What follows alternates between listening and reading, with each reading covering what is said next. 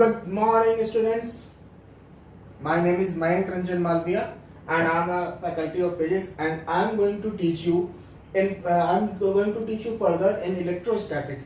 In last class, we have seen that electrostatic force, that is also known as Coulomb's law, follows principle of superposition. Okay.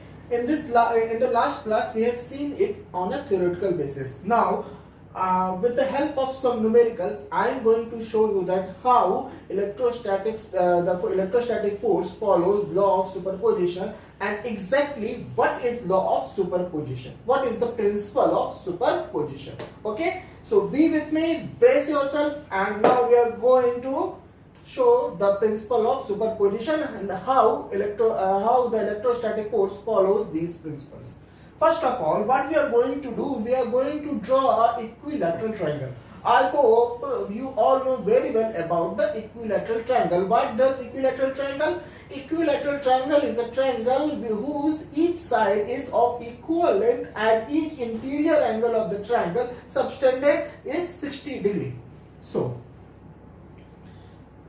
I hope you better understand that I don't have any kind of geometrical assistance. I don't have any ruler or something. So I draw it on a rough basis. And suppose that it is an equilateral triangle, and my God, it looks like something that. And the length of the side is L. And this triangle has 3 vertices, and we are going to put a charge plus Q on each vertex. Okay. On each vertex there is a point charge plus Q, positive charge Q on each vertex, and this is A vertex, this is B, and this is C. Okay. Now I am going to ask you, find the net force on the charge kept on vertex C. Find the net force on the charge kept on the vertex C. So what we will do, we will calculate the force on charge C due to charge A, and then we will calculate the force on charge C due to charge B. Now we have 2 forces, and then we have to take the resultant of 2 forces, because we all know very well that force is a vector quantity. And if we do it on a theoretical basis, it will be a very large calculation. And my friend, for the preparation of IIT and NEET, I must say that please don't go details in calculation. If you go deep in calculation, there is much chances of calculative errors.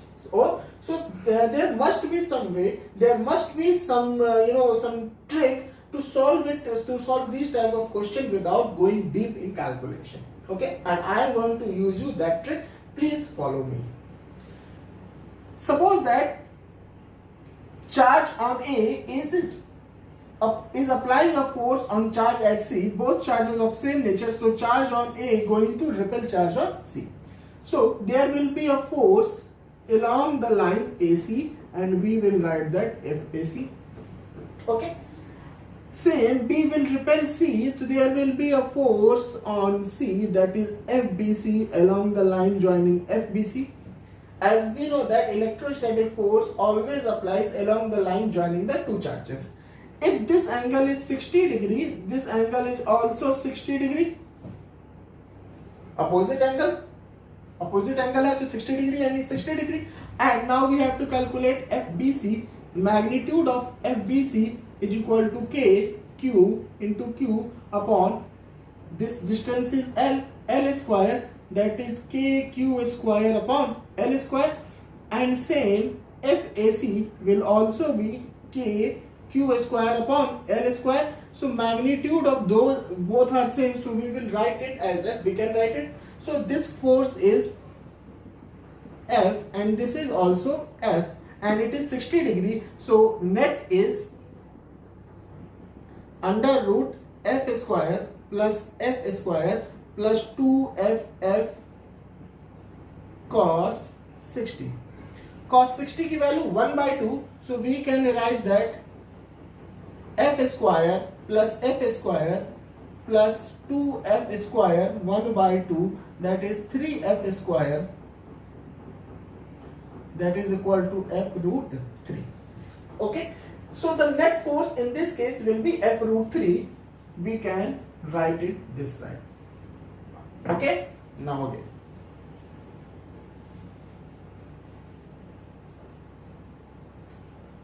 we are going to add one extra charge here. This is vertex D and there is also a charge, point charge plus Q on D. Now we have to find again the net force on the charge at vertex C due to the rest of the charges. We all know that FA and FBC will act as it is, and now another new force will be joined, that is FDC. Okay, this is FBC. Okay, all the constraints are same. This is also L, this is also L. All the constraints are same, charges are same, so it will also be F. This angle is 60 degree, so here we can write that F cos 60. अगर हम इसको इसके component में break करें, and it will go F sin 60. इधर ये आ जाएगा F sin 60 और इधर F cos 60.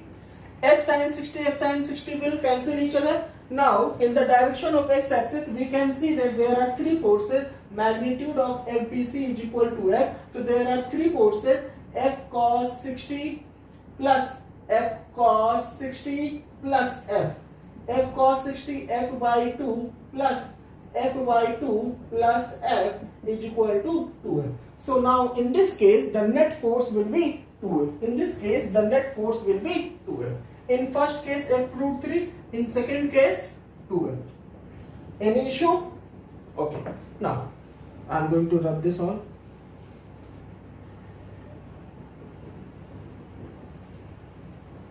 Now what I am going to do, I am again going to add a charge on another vertex E.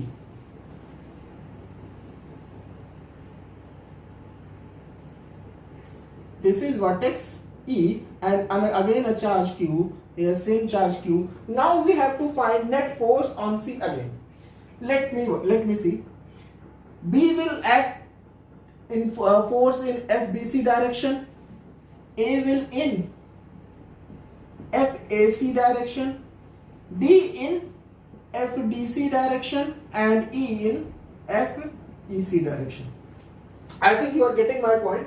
These two FDC and FEC are equal because all the constant Q and L are same. All the constant Q and length between the two charges are same. The magnitude of charge and the length between the two charges are same. So F will be KQ square upon L square in all the cases. And this FDC is also equal to KQ square upon L square. FEC is also KQ square upon L square. And these two are opposite in direction, so these two forces will cancel each other. So again in this case there are only two forces left, FBC and FEC. So we know that in this case the net force will be F root 3. We are not doing any kind of calculation, we are doing it orally, man. Can you see that?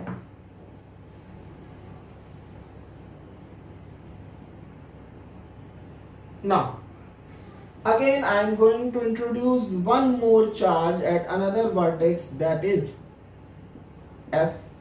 Here is also a charge Q and this is L, this is L, every side is L. Now net force on C, let's check.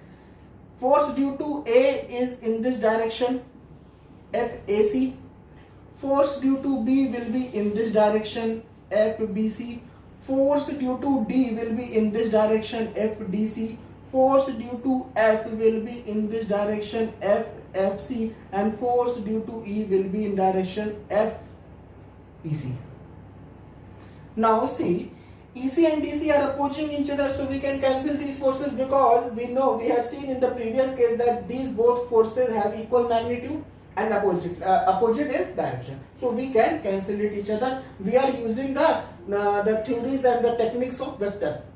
Again, FFC and FAC are equal in magnitude and opposite in direction, so we can cancel each other. So here the left net force is FBC, that is equal to F. So in fourth case the net force is F. I hope you are getting my point. Now again I am going to introduce one more charge at another vertex and we are going to name it G, and here is also a charge Q. Now the question is, find the net force at the vertex C. Okay, so due to B the force is in this direction, due to G the force will be in this direction, the force will be in this direction due to E, due to A in this direction, due to F in this direction, and due to D in this direction. We had seen it earlier.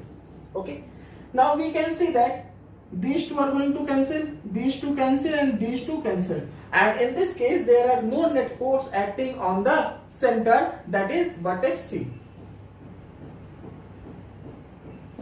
Now let me come to my point, which I am going to prove it, that in this case we can clearly see this is a hexagon. Okay, and hexagon is nothing, hexagon is a regular polygon which having 6 equal sides. Okay, and 6 equal sides means there are 6 vertices, and if we put equal charge in nature and magnitude both on each vertex, and a charge of any amount or any nature on the center, then always the charge at the center will experience net force equal to 0. Equal to 0 because this become equal to 0 because the forces acting on the center of this polygon, the vector sum all the forces acting at the center of the polygon will become 0 because all the vectors are opposite to each other, so they are cancelling each other and the net result becomes 0. This same thing states by the principle of superposition. Principle of superposition clearly states that the net force on the center of a polygon on a charge which is situated at the center of polygon will always equal to the vector sum of all the forces acting on it, and we are just showing that if all charges are equal and any amount of charges on the center, then net force always will be equal to 0. That is the principle of superposition. I hope आज की class आपको समझ में आई होगी. Thank you so much.